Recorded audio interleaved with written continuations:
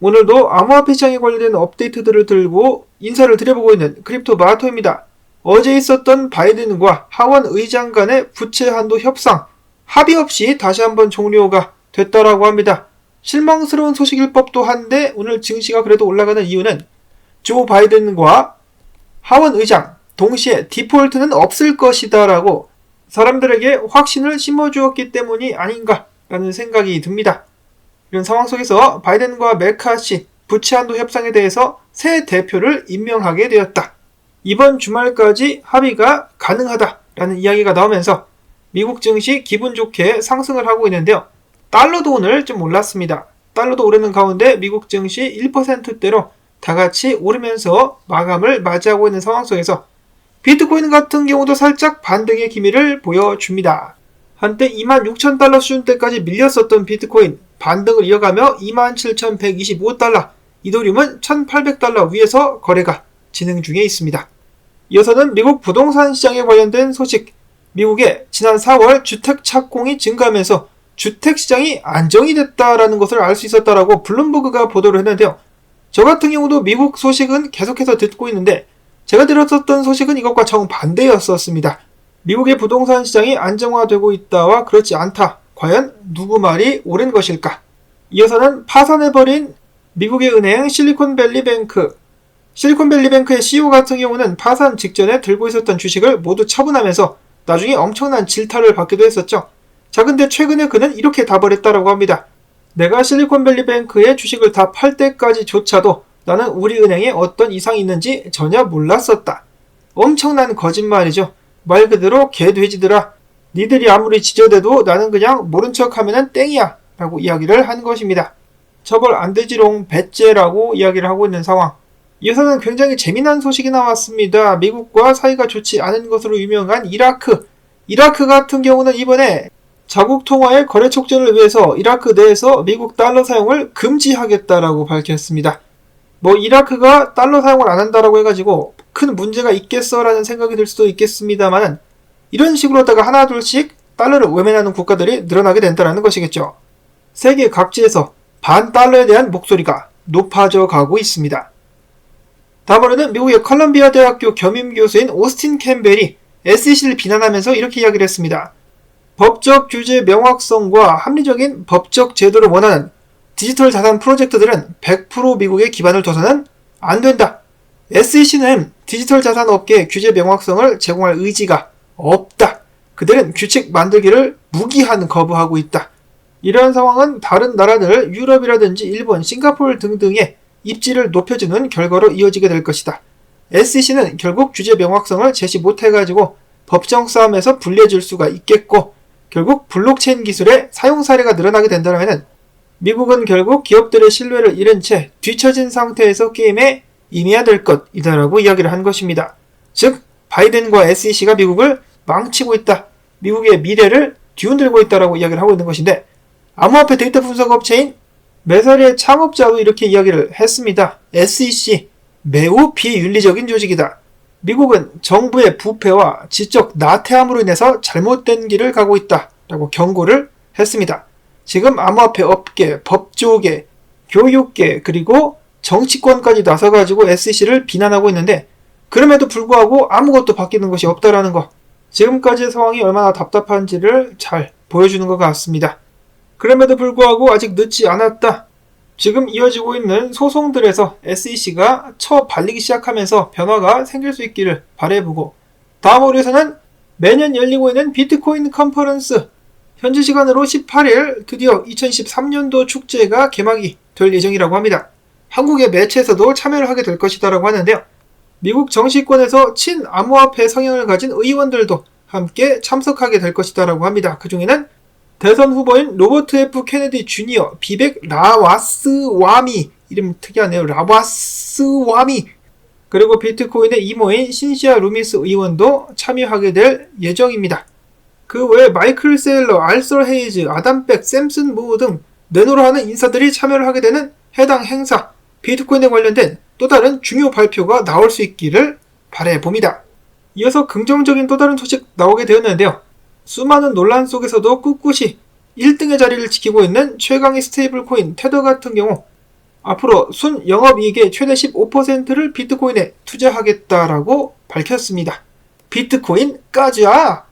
자, 그 다음으로 비트코인 1000개에서 10,000개를 보유한 고래 직업들이 지난 5주간 85,000여 개의 비트코인을 매수했다라고 센티멘트 측에서 전해왔습니다.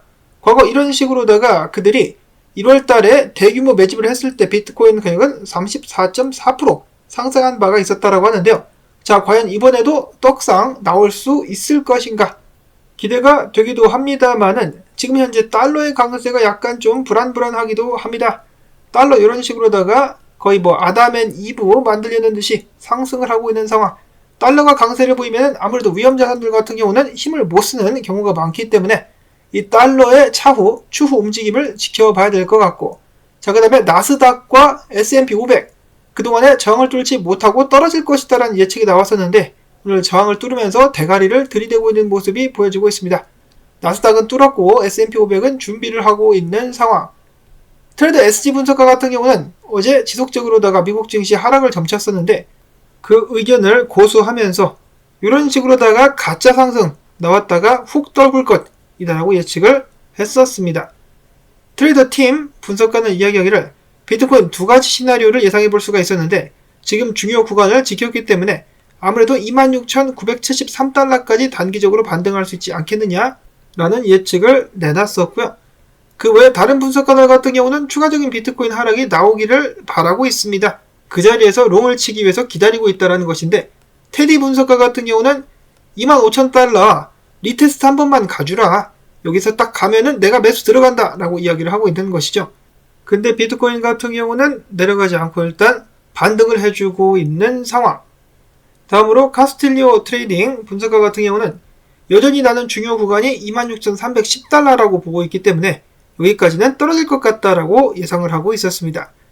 자, 그런데 이들의 기대를 실망시키면서 반등을 해주고 있는 비트코인. 과연 이대로 쭉쭉 올라갈 수 있을 것인가? 아니면 잠깐 올라갔다가 떨어질 것인가? 한 가지 특이한 것은 라이트코인. 언제나 비트코인의 선행지표로서 주목을 받았었던 라이트코인이 비트코인 이번 반등 전에도 먼저 앞서 나가는 모습을 보였다라는 것이죠. 반감기를 앞둔 라이트코인이 지속적으로 가격 상승을 보여주면서 비트코인과 시장들도 이를 따라갈 수 있을지도 주목을 한번 해볼 필요가 있을 것 같습니다. 이어서는 기타 소식들 알아보도록 하겠습니다. 어제 잠깐 언급이 되었었던 레저 지갑의 시드 문구 복구 서비스 엄청나게 지탄을 받고 있습니다. 복구 단어들을 말 그대로 복구할 수 있는 리커버 서비스에 백도어가 있을 수도 있다는 것인데요. 해당 서비스를 활용하게 되면 API를 통해서 시드 문구들이 자동적으로다가 3개 각기 다른 회사들로 나눠져 가지고 유출이 된다는 것이죠. 굉장히 위험한 발상이 아닌가. 레저 같은 경우는 사람들의 반발이 심해지자 레저가 고객의 니모닉에 접근할 수 없다고 밝혔다가 이를 또 삭제를 했습니다. 그러니까 더 지금 난리가 나고 있는 것이죠. 자, 물론 레저 측에서는 해당 서비스를 사용하지 않아도 된다. 개개인의 선택이다라고 이야기를 하고 있긴 합니다만은 그들의 신뢰는 계속해서 떨어져만 가고 있습니다. 특히나 레저 리커버 서비스 같은 경우는 누가 사용할까 싶기도 합니다만은 여권이나 신분증을 통해 가지고 KYC를 진행한 후에만 활용할 수 있는 그런 서비스다 라고 합니다. 그동안에 레저를 믿고 사용해 왔었던 수많은 암호화폐 투자자들 분노를 감추지 못하고 있습니다. 이런 식으로다가 레저를 깨부수는 퍼포먼스 영상도 나오고 있는데요.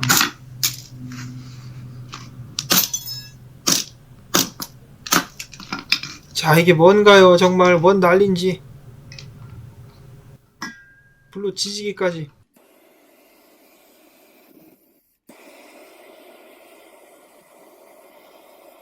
자, 누구 머리에서 나온 발상인지 모르겠지만 회사를 아주 그냥 말아먹고 있습니다.